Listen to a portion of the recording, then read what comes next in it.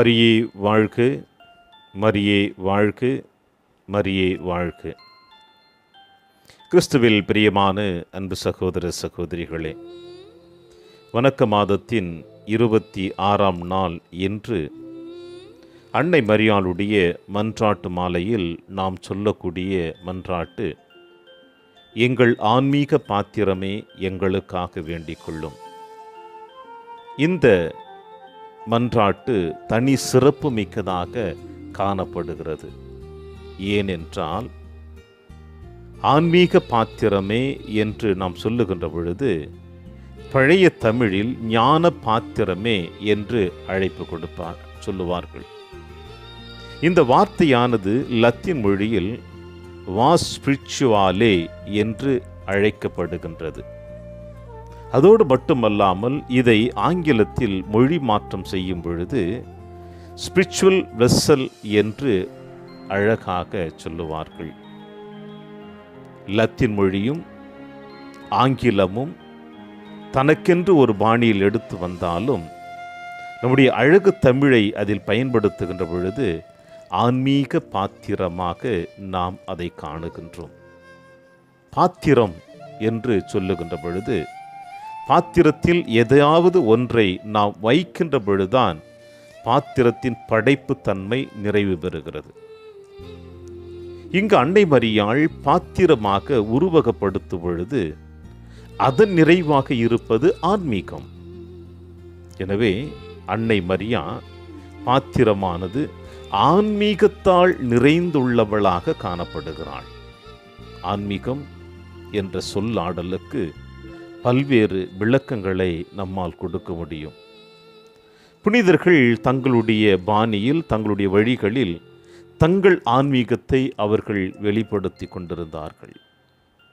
இப்படி பல்வேறு வழிகளில், குறிப்பாக ஜெபம், தவம், தியாகம் போன்ற நிலைகளில் வெளிப்படுத்தினாலும் அதன் நிறைவாக மூவொரு இறைவனின் செயல்பாடுகள் ஒவ்வொருவரிலும் பிரதிபலிக்க காண முடிகிறது. ஆனால் அன்னையின் வாழ்வில் மூவொரு இறைவனின் செயல்பாடுகள் தனித்துவமாக வெள்ளிடை மலை போல நமக்கு காட்டப்படுகிறது. லூக்கா எழுதின நற்செய்தி 1ஆம் அதிகாரம் 47வது இறைவசனத்தில் நாம் இவ்வாறு வாசிக்கிறோம்: ஆண்டவரை எனது உள்ளம் போற்றி பெருமைப்படுத்துகின்றது. மேலும் லூக்கா எழுதின நற்செய்தி 1ஆம் அதிகாரம் 49வது இறைவசனத்தில் வாசிக்கிறோம்: அவர் எனக்கு அரும்பெரும் செயல்கள் பல புரிந்துள்ளார் என்று கூறியதோடு மட்டுமல்லாமல் லூக்கா எழுதின நற்செய்தி 1ஆம் அதிகாரம் 38வது இறைவசனத்தில் இவ்வாறு வாசிக்கிறோம்: நான் ஆண்டவரின் அடிமை. ஆக இப்படிப்பட்ட சொல்லாடல்கள் வழியாக அன்னை மரியாள் தன்னை முழுவதுமாக கடவுளுக்கு உகந்தவளாக, கீழ்ப்படிந்தவளாக வாழ ஆரம்பித்தார்.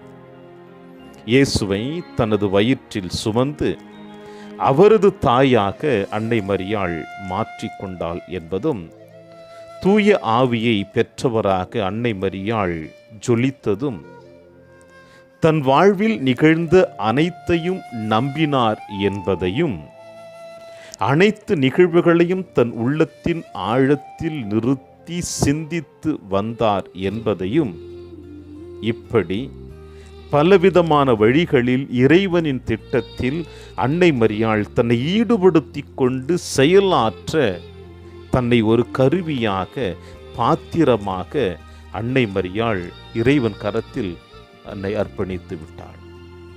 இதுதான் ஆன்மீக பாத்திரத்தின் அடிநாத செய்தியாக இருக்கிறது. இவை எல்லாவற்றையும் தாண்டி இன்னும் நாம் ஆழமாக செல்லுகின்ற பொழுது அன்னை மரியாள் தன்னுடைய முழு வாழ்வின் மூலமாக இறைவனுக்கு அர்ப்பணித்ததையும், இறைவனின் வார்த்தைகளுக்கு கீழ்ப்படிந்ததின் வாயிலாகவும், இன்னும் அதிகமாக சொல்ல வேண்டுமென்றால் பிறருக்கு உதவி செய்ததன் வாயிலாகவும் வெளி உலகிற்கு வெளிச்சம் போட்டு காட்டினார் என்பதையும் அன்னை மரியாளுடைய இந்த மன்னக பயணத்தில் நம்மால் காண முடிகிறது. எனவே இன்றைய நாளிலே அன்னை மரியாள் ஆன்மீக பாத்திரமாக, ஞானத்தின் பாத்திரமாக, நம் அனைவருக்கும் வெளிப்படுத்துகின்ற பொழுது இந்த ஆன்மீக பாத்திரத்தை நாம் எப்பொழுதும் நம் கரங்களில் தாங்கி பிடித்துக் கொள்வோம். ஏனென்றால் அன்னை மரியாள் நமக்காக பரிந்து பேசக்கூடியவள். அன்னை மரியாள் நமக்காக இறைவனிடம் தன் மகனிடம் பரிந்து பேசி எல்லா தேவைகளையும் நிறைவேற்றக்கூடிய ஆற்றலையும் வல்லமையும் நம் அன்னை மரியாள் பெற்றிருக்கின்றார். எனவே தன்னுடைய தனிப்பட்ட வாழ்வின் பிரதிபலிப்பாகவும் அன்னை மரியாள் ஏழைகள் மீது வைத்திருந்த அளவு கடந்த அன்பினாலும் தன்னுடைய செயல்பாடுகளான உதவி புரிதலின் வழியாகவும் வார்த்தைகளுக்கு தன்னை கீழ்ப்படிந்து கடவுளுடைய பிள்ளையாக தன்னை அர்ப்பணித்ததாகவும் அன்னை மரியாள் இயேசுவின் கரத்தில், தந்தையின் கரத்தில், ஆவியின் கரத்தில் இன்றைய நாளிலே அன்னையாம் திரு அவை தூய தமத்திருத்துவ விழாவை கொண்டாடி மிக அழைப்பு கொடுக்கின்ற பொழுது இந்த தூய தமத்திருத்துவத்தின் கரத்தில் அன்னை மரியாள் தன்னை முழுவதுமாக ஒப்பு கொடுத்து விட்டாள்.